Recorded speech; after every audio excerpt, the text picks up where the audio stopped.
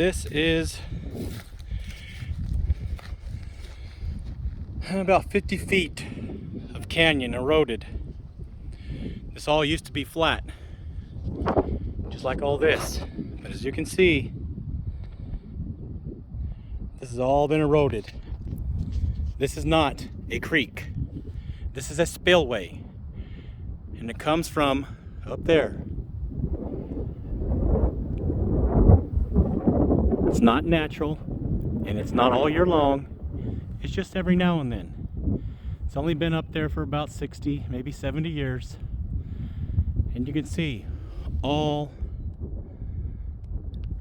the damage that has been done in 50 to 60 years from a small spillway up there.